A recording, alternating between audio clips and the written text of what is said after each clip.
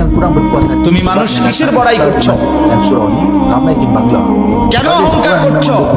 তুমি তো উল্লেখ keraর মতো বস্তু ছিল Tak boleh halal sesuatu dalam kerajaan. যেই ফোঁটা দিয়ে তুমি হইছো এই ফোঁটার নামও তো মানছে না, Kalau perang perasa di Bangla ni dia selalu এই datang ফোঁটার dalam 30 minit awal. নামও তো নেন, Dia terus penuhkan tempat লজ্জা duduk করে dan ambil শরম makanan. পায়।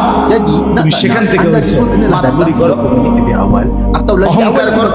Kemudian di Bangla এক বুজুর্গ dia akan বলছিল এক beritahu যুবককে, kepada যুবক kawan-kawan yang lain, অহংকার করো কেন? datang ke buku di যুবক masjid বলছে surau. আমারে চিনেন আপনি? Kita tengok sejarah. বলছে হ্যাঁ চিনি। Meningkat jumlah kedatangan di Awwaluka Bangla. nutfatun Maksudnya, jadi qadira. kita pun kenalah তুমি হইলা প্রথম ছিলা datang awal dan নাপাক ajak lebih ramai দুর্গন্ধ, kawan-kawan. একবার দুর্গন্ধময় একটা বীর্যের ফোঁটা, Itu yang terbaik.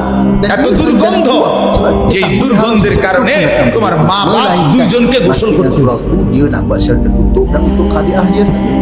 Itu lain cerita.